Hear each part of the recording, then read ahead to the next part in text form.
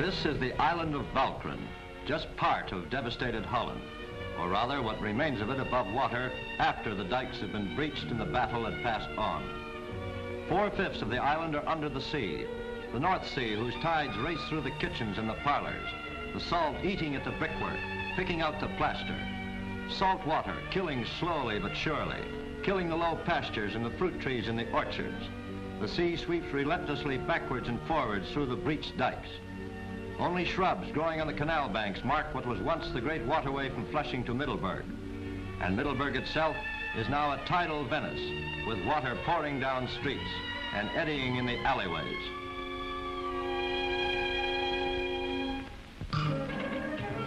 Middelburg, the prosperous city, which in peacetime was the natural capital of the island, the link with the Dutch mainland.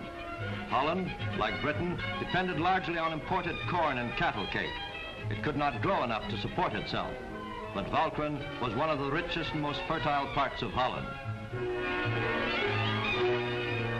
These dikes were the careful work of centuries. The job of keeping them in good repair employed whole villages like West Capella. For seamen going up the Scheldt to Antwerp, West Capella Lighthouse was a famous landmark. Walcheren had a superb system of canals. The fields were heavy with corn, and its dairy produce was some of the best in Holland.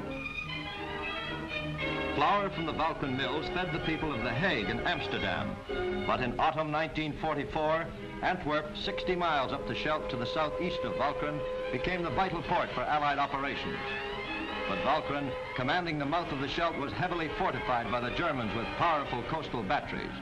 No Allied ships, no supplies could reach the all-important port of Antwerp until the guns were silenced. The only course was to bomb the dikes of Walcheren and flood out the Nazis.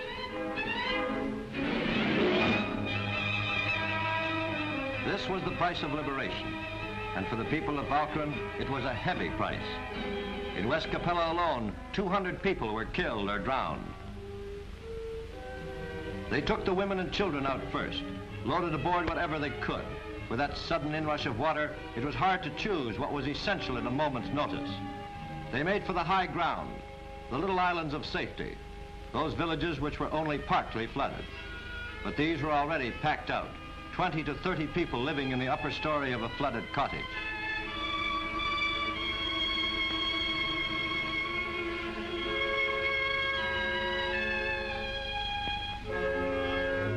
They had to turn the churches into rest centers.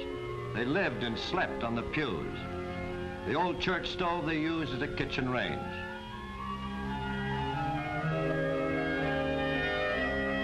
These dike workers sitting here have lost everything, their homes, their possessions, and in many cases, those they loved.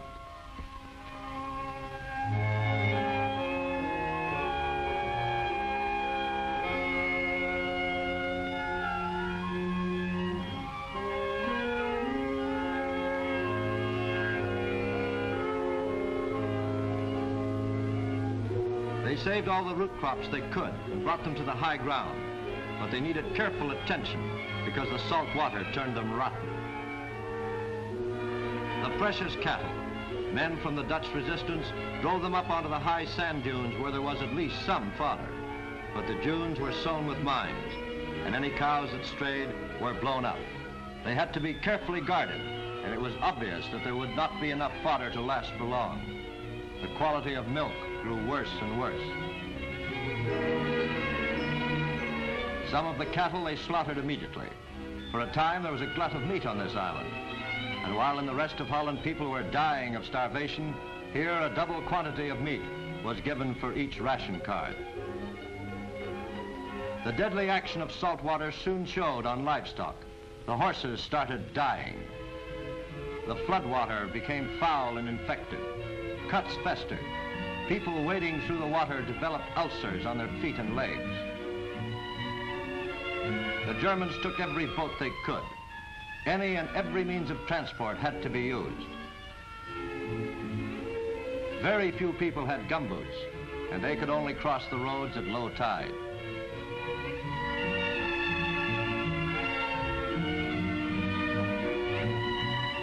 Few places had lighter power and even fewer any drinking water except what rain they could collect. Evacuation from the island was essential. Burgomasters and doctors prepared the registers. Only essential people, such as dyke workers, could remain on the island. It was remarkable how many people tried to prove they were essential. Then officers of the Dutch and British civil affairs went out in boats and ducks to fetch the people.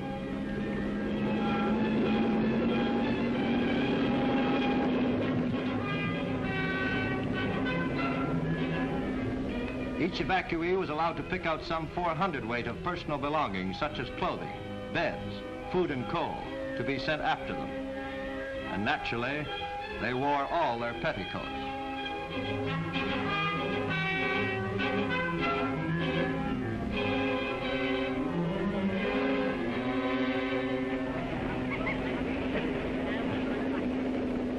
This looks just like a flooded country lane, and in a sense, it is a country lane, sown with mines which will explode if the boats run aground, as they may at low tide. But it is now also part of the North Sea currents and tides, which vary according to the direction of the wind.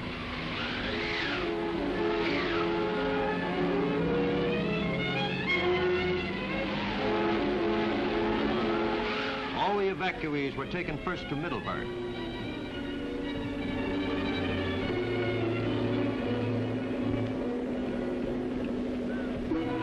To these farming people, their livestock were as important as their own lives.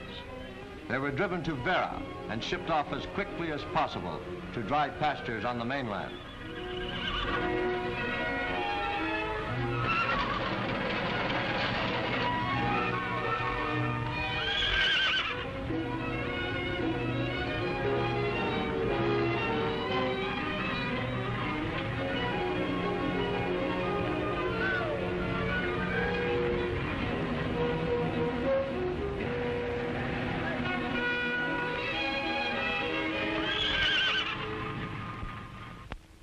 Meanwhile, in carts or on foot, from all outlying villages came little parties collecting together to save shipping, not knowing when they would return, knowing only that the lands they tilled were ruined, and when at last they did come back, it would be to find trees dead and houses derelict.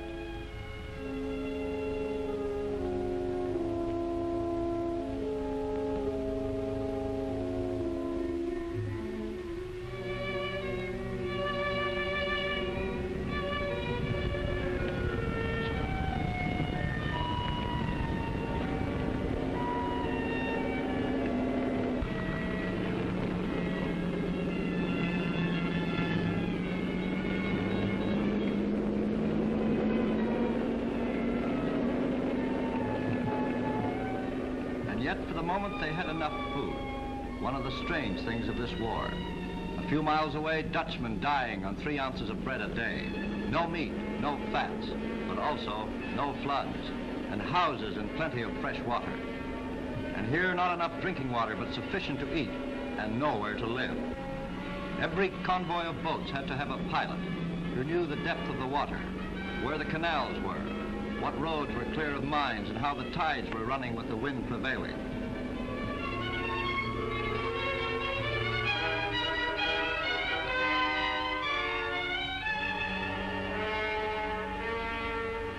Middelburg, too, had its share of flooding, and its normal population of 18,000 swelled to 40,000.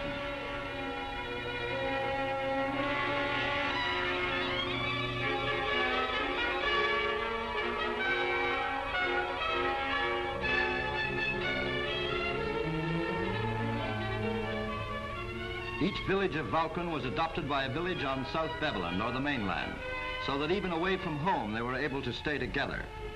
It was possible to get along the dike across to the mainland, and many of the evacuees were transferred from boat to lorry and then driven off.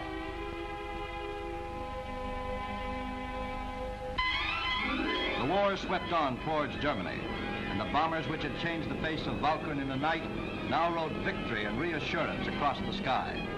But even the children, as they stood watching, thought, how long before the end? Will the Germans blow the dikes of the Zuider Zee? Will anybody be still Amsterdam when it's free?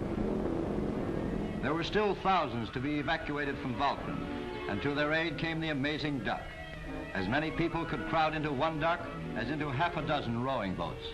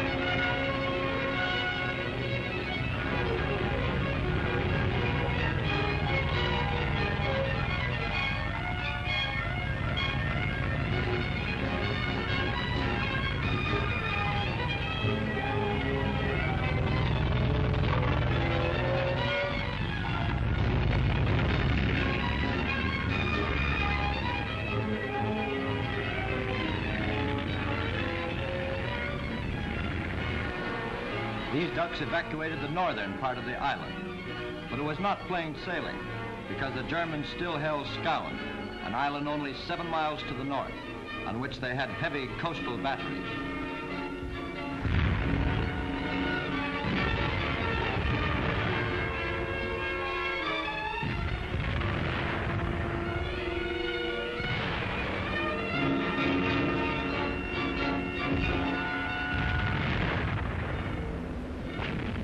These ducks got through, but others were not so lucky, and the route had to be abandoned.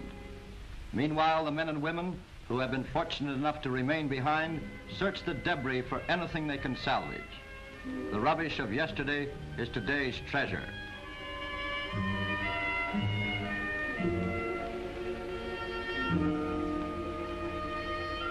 Life has gone back to what they now think of as normal, strange nightmare post-war normal, in which children make their own boats out of German kapok mattresses. And families live in the pillboxes which were to guard Hitler's empire for 1,000 years.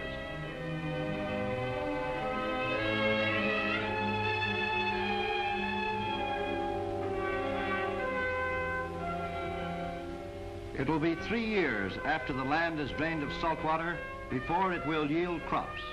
10 years before trees will grow. They can prevent the sea from making fresh inroads, but they have nothing with which to repair the breaches in the dikes. The time will come, and not so distantly, when they will ask us for the pumps, the pile drivers, the bulldozers and machinery to liberate their land again, this time from the sea.